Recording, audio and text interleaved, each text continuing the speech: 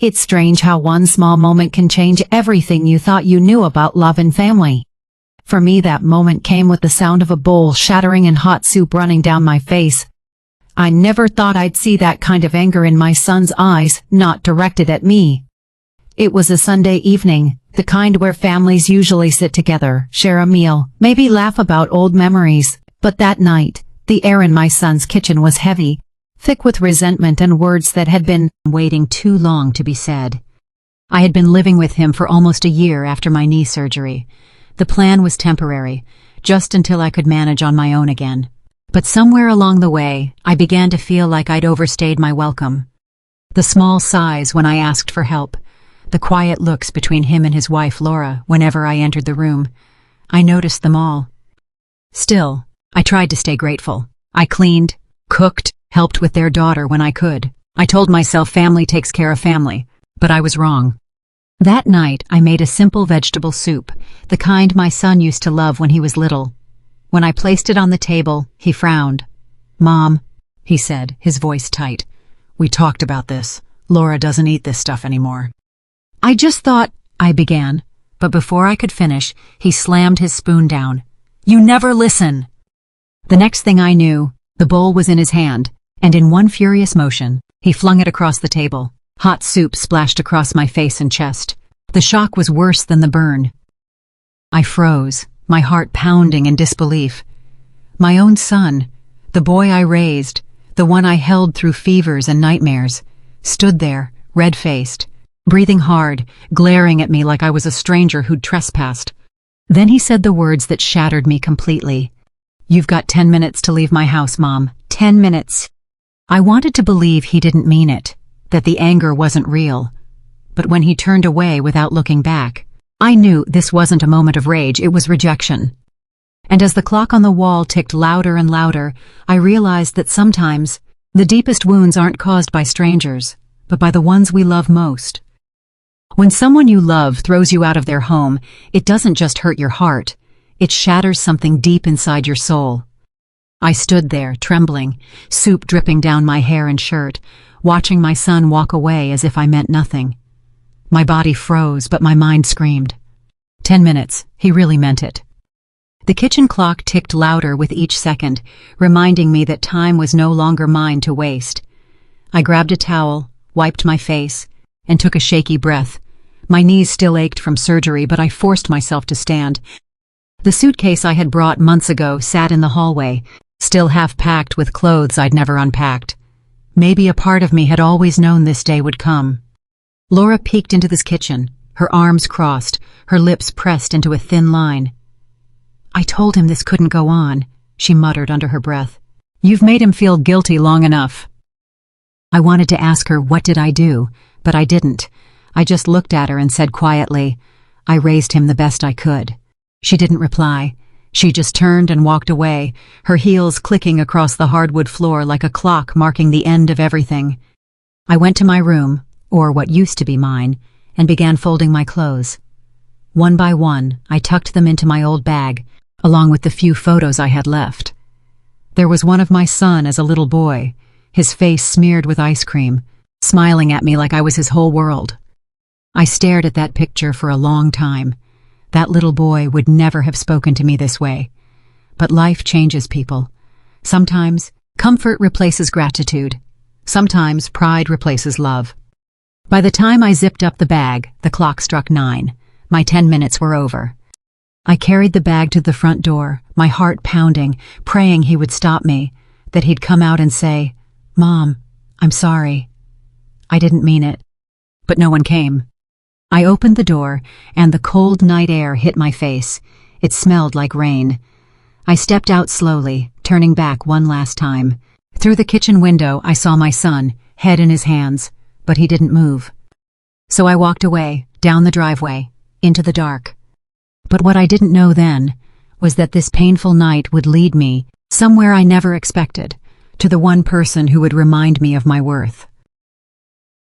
That night, I walked with no clear direction, just the sound of my footsteps and the echo of my son's voice chasing me down the street. The air was cold, and every step felt heavier than the last. I didn't know where I was going. I only knew I couldn't go back.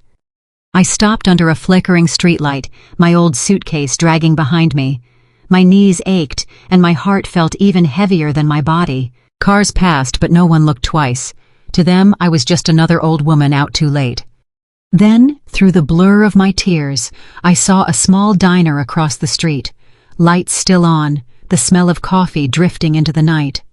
I crossed carefully, clutching my bag, and stepped inside. The place was nearly empty. A young waitress looked up from behind the counter. "You okay, ma'am?" she asked gently. I tried to answer, but my voice cracked. "Just a little lost," I said. She poured me a cup of coffee without asking.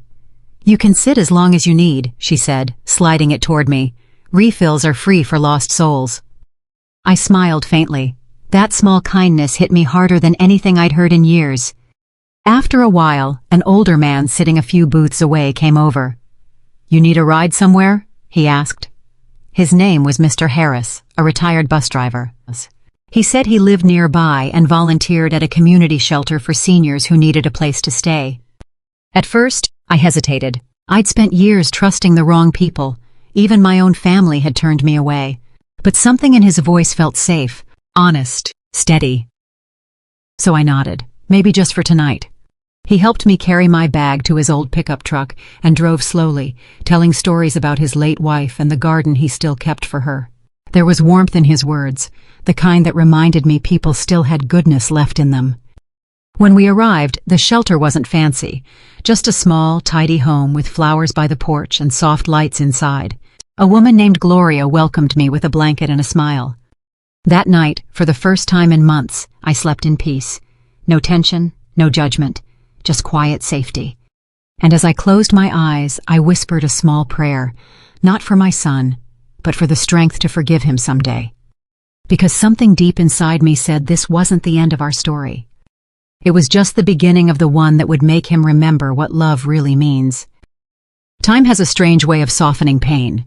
Days turned into months at the shelter, and I slowly built a quiet life again. I helped Gloria with cooking, read stories to the other women, and started planting flowers in the small backyard. It wasn't much, but it was peace. Some nights, I still thought of my son, the way his anger had twisted his face, the sound of his voice when he told me to leave. But I'd stopped waiting for an apology. Some wounds, I learned, heal best when you stop picking at them. Then one spring afternoon, something unexpected happened. I was out watering in the garden when a familiar car pulled up to the curb. At first, I thought my eyes were playing tricks on me. But when the door opened and I saw him step out, older, thinner, but still my boy, my heart nearly stopped. It was Michael, my son. He looked around nervously before spotting me by the flower beds. For a moment, he just stared, as if he couldn't believe I was real. Then he started walking toward me, his eyes already glistening. "Mom," he said softly, his voice breaking. "I didn't know where else to go." I froze. Every part of me wanted to be angry, to ask why now. But when I saw the tears running down his face, all I felt was love. He told me everything. After I left, Laura filed for divorce. She admitted she'd been the one who pushed him to throw me out, tired of having me around, afraid I'd remind him of his past. When she left, he said the silence in that house became unbearable. Every corner reminded him of the night he broke my heart. "I can't take it back," he whispered, "but I want to make things right, if you'll let me." I looked at him, the same man who once screamed at me, now trembling like a lost child, and I realized that forgiveness wasn't about forgetting the pain.